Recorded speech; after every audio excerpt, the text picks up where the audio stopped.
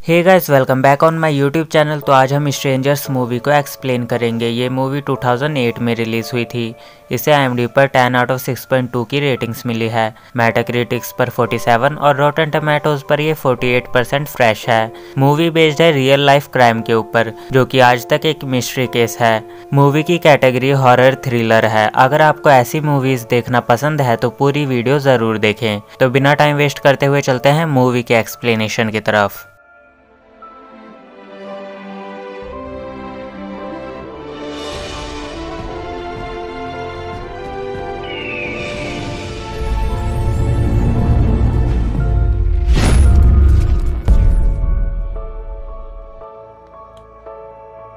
Movie की starting होती है जेम्स और क्रिस्टीन को दिखाते हुए, जो कि आधी रात को अपनी फ्रेंड की शादी से लौट रहे होते हैं। दोनों जेम्स के बचपन वाले घर पर जाते हैं, जो कि बहुत ही सुनसान और लोगों की आबादी से दूर होता है। रास्ते में दोनों एक दूसरे से कोई बात नहीं कर रहे होते, क्योंकि थोड़ी देर पहले ही जेम्स ने क्रिस्टीन को प्रपोज किया था, पर क्रिस्टीन ने उसका दिल तोड़ दिया और उसके मैरिज प्रपोजल को ठुकरा दिया, जिससे जेम्स काफी दुखी और एम्बेरस फील कर रहा होता है। घर पहुंचकर क्रिस्टीन देखती है कि जेम्स ने घर को काफी अच्छी तरह से सजा रखा होता है, क्योंकि जेम्स को ऐसा बिल्कुल नहीं लगा था कि क्रिस्टीन उसका दिल भी तोड़ सकती है।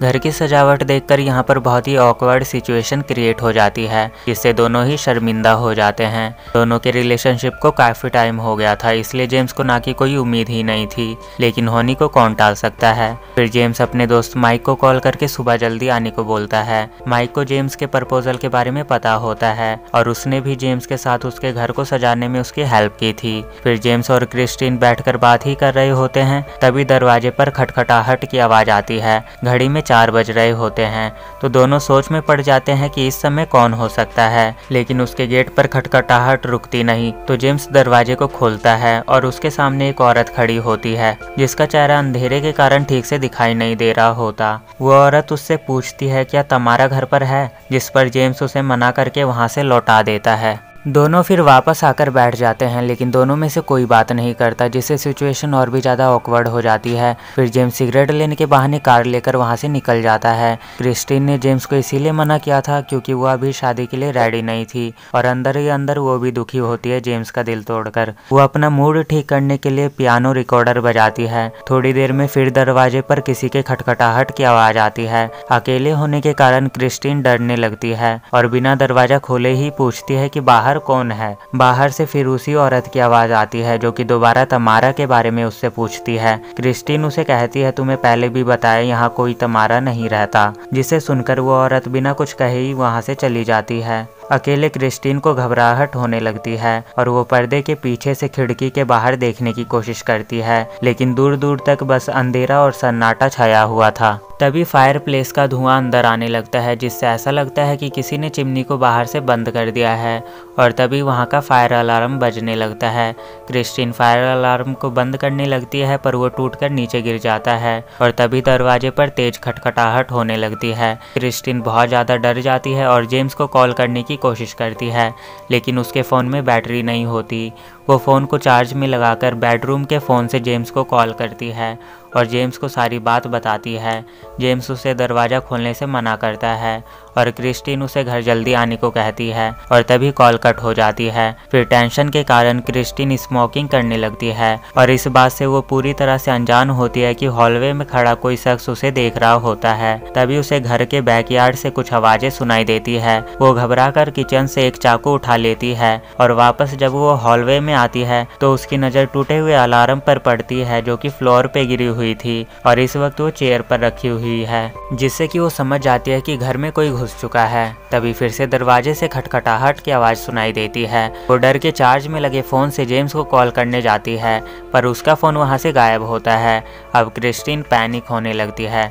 तभी खिड़की से किसी चीज़ की बार बार टकराने की आवाज़ें सुनाई देती है, और वो हाथ में चाकू लेकर खिड़की की तरफ बढ़ती है, और जैसे ही वो पर्दा हटाती है तो उसके सामने एक अजीब सा मास्क पहना आदमी दिखता है। वो आदमी जोर जोर से कांच पर अपना हाथ मारने लगता है। चिल्लाते हुए क्रिस्टीन हॉल में जाती है, और सामने से भी दरवाजे से तेज तेज खटखटाने की आवाज़ आती है, और तभी दरवाज़ा आधा खुल जाता है। क्रिस्टीन धीरे धीरे दरवाज़ा बंद करने आगे बढ़ती है। तभी वो दरवाजे पर उसी औरत को डॉल मास्क पहने उसे झांकते हुए देख लेती है। फिर क्रिस्टीन जल्दी से दरवाजे को लॉक करके बेडरूम में आकर छुप जाती है। कुछ देर बाद वहाँ का माहौल फिर से शांत हो जाता है और तभी दरवाजे से जेम्स अंदर आता है। फिर क्रिस्टीन रोते हुए सारी आपबीती उसे सुनाती है और जेम्स उसे सांत्वना देता है। फिर जेम्स पूरे घर को अच्छी तरह से चेक करता है लेकिन उसे कोई नहीं मिलता। पर फायर प्लेस में क्रिस्टीन का फोन जल रहा होता है। जब दोनों खिड़की से बाहर देखते हैं तो उनकी नज़र दूर खड़ी उसी औरत पर जाती है जो उन्हीं को देख रही होती है। तभी जेम्स को ये याद आता है कि उसका फोन कार में ही छूट गया है। फिर वो फोन लेने बाहर जाने लगता है जिस पर क्रिस्टीन उसे मना करने लगती है, लेकिन जेम्स को ये सब क्रिस्टीन का वहम लगता है। फिर वो बाहर जाकर देखता है तो वो पूरी तरह से हैरान रह जाता है क्योंकि अब उसकी कार को किसी ने तोड़ फोड़ दिया था और फोन भी वहाँ से गायब होता है। तभी उसे गर्दन पर किसी का हाथ महसूस होता है। चौंक कर वो कार से बाहर निकलता है। तभी उसकी नज़र उसी मास्क पहनी औरत पर जाती है। जेम्स चिल्लाकर उससे पूछता है कि उसे क्या चाहिए। तभी क्रिस्टीन बाहर आती है और वो औरत वहाँ से गायब हो जाती है। फिर दोनों अंदर जाते हैं। तभी फायरप्लेस के अंदर उसे अपना फ़ोन दिखाई देता है जिसकी बैटरी मिसिंग होती है, जिससे कि ये दोनों समझ जाते हैं कि इस बीच घर के अंदर कोई आया था और वो दोनों घर में भी सेफ नहीं है। तभी दोनों कार से भागने की कोशिश करने लगते हैं लेकिन पीछे से मास्क पहनी एक औरत उनकी कार को जोर से टक्कर मारती है और कार के सामने उन्हें एक मास्क पहना आदमी दिखता है। दोनों जान बचाकर घर के अंदर जाते हैं और वहाँ जेम्स अपने डैड की हंटिंग गन और बुलेट्स को ढूंढता है। और जैसे ही वो दोनों घर से निकलने लगते हैं तभी बाहर से कोई कुल्हाड़ी से गेट को तोड़ने लगता है, जिससे कि इन्हें समझ आ जाता है कि ये लोग एक से ज़्यादा है और नहीं चाहते कि ये दोनों यहाँ से निकले। भागकर दोबारा दोनों बेडरूम में जाकर छुप जाते हैं और स्ट्रेंजर्स का वेट करने लगते हैं। इसके बाद काफ़ी टाइम बीत जाता है और माइक टाइम से पहले ही जेम्स को लेने वहां आ जाता है। वो उसे कॉल नहीं कर पाता क्योंकि जेम्स का फ़ोन स्विच ऑफ होता है। तभी अचानक उसके कार के फ्रंट मिरर पर एक पत्थर आकर गिरता है। घबराकर माइक कार से बाहर निकल जाता है जहां उसे जेम्स की कार टूटी फूटी मिलती है, जिससे माइक को अंदाज़ा हो जाता है कि अंदर कुछ गड़बड़ है। वो पीछे के दरवाजे से अंदर आता है और धीरे धीरे बेडरूम की तरफ बढ़ने लगता है और उसके ठीक पीछे वही मास्क पहना आदमी अपने हाथ में कुल्हाड़ी लिए माइक की तरफ बढ़ता है। माइक जैसे ही दरवाजे पर पहुंचता है जेम्स उसे स्ट्रेंजर समझकर वहीं शूट कर देता है। तभी उसे रियलाइज होता है कि इस बंदे ने मास्क नहीं पहना था और जब वो उसके पास जाकर देखता है तो वहां उसका दोस्त माइक मरा पड़ा हुआ था, जिसे देखकर जेम्स पूरी तरह से टूट जाता है। फिर रूम के बाहर उन दोनों को किलर लिखा हुआ दिखाई देता है। तभी जेम्स को याद आता है कि घर के पीछे एक ओल्ड रेडियो ट्रांसमीटर है और उसका यूज़ करने के अलावा उन दोनों के पास कोई और रास्ता नहीं है। जेम्स क्रिस्टीन को कहीं छुप जाने को कहता है। पहले वो माइक की कार में फ़ोन को ढूंढने लगता है लेकिन उसे फ़ोन नहीं मिलता और गाड़ी के वायर्स भी कटे हुए थे। बाहर उसे वही मास्क पहनी औरत फ्लैश लाइट लिए दिखाई देती है तो जेम्स उसे शूट करने ही वाला होता है। तभी उसके पीछे से वही मास्क पहना आदमी उसे मारकर बेहोश कर देता है। काफ़ी देर अंदर इंतजार करने के बाद क्रिस्टीन खुद बाहर जाकर जेम्स को ढूंढने निकल जाती है। तभी उसे रेडियो मिल जाता है और वो अलग अलग फ्रीक्वेंसी ट्राई करने लग जाती है। जैसे ही एक फ्रीक्वेंसी पर कोई दूसरी तरफ से रिप्लाई करता है तभी वहां मास्क वाली औरत आकर रेडियो को कुल्हाड़ी से तोड़ने लग जाती है। क्रिस्टीन डर के वहां से भागने लगती है। तभी उसकी नज़र दो मास्क पहनी औरत और एक आदमी पर जाती है। फिर क्रिस्टीन जैसे ही घर में घुसती है घर की सारी लाइट ऑफ हो जाती है। तभी अंधेरे में वो मास्क पहने आदमी को घर में आते देखती है जो सीधा बेडरूम की तरफ चला जाता है क्रिस्टीन को ढूंढते हुए। उसके जाने के बाद क्रिस्टीन डाइनिंग हॉल के कबर्ड के अंदर जाकर छुप जाती है। वो आदमी बेडरूम के बाहर आकर रूम को चारों तरफ से देखता है और डाइनिंग चेयर पर बैठ जाता है। क्रिस्टीन उसे कबर्ड के अंदर से बाहर जाते हुए देखती है। वो उसे बाहर जाता देख सुकून महसूस करती है।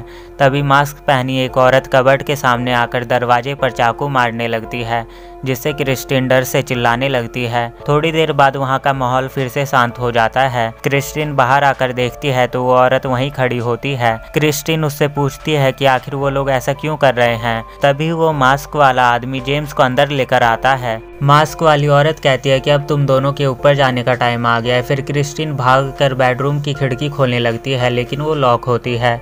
फिर वो आदमी क्रिस्टीन को मारकर बेहोश कर देता है। सीन कट होता है जहां हमें नेक्स्ट मॉर्निंग दिखाया जाता है। जेम्स और क्रिस्टीन खुद को चेयर से बंधा देखते हैं और उनके सामने खड़े होते हैं 3 तिगाड़ा की टीम। क्रिस्टीन उनसे पूछती है कि तुम लोग आखिर ऐसा क्यों कर रहे हो, जिस पर वो लोग कहते हैं तुम घर पर थे इसलिए। असल में तीनों की क्रिस्टीन और जेम्स से कोई दुश्मनी नहीं थी। इन दोनों की बस इतनी गलती थी कि ये दोनों घर पर थे जब 3 तिगाड़ा की टीम यहाँ से गुजर रही थी।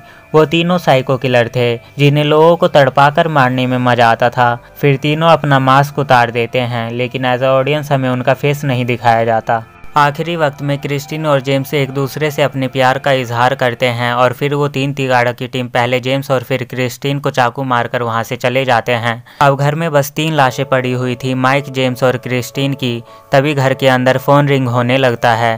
तभी क्रिस्टीन की आंख खुलती है, जिससे हमें पता चलता है कि वो अभी तक जिंदा है। क्रिस्टीन बड़ी मुश्किल से घिसटते हुए माइक की बॉडी के पास जाती है जहाँ वो फ़ोन बज रहा था, लेकिन अभी थोड़ी देर पहले वो फ़ोन वहाँ पर नहीं था। जैसे ही वो फ़ोन उठाने वाली होती है, वो मास्क वाला आदमी वहां पर आ जाता है। असल में उनकी टीम ने ये जाल बिछाया था चेक करने के लिए कि कोई बचा है या नहीं, और वो क्रिस्टीन को तड़पते देखकर उसे उसी हालत में वहां छोड़कर चले जाते हैं। नेक्स्ट सीन में उनकी गाड़ी 2 बच्चों की साइकिल के पास आकर रुकती है।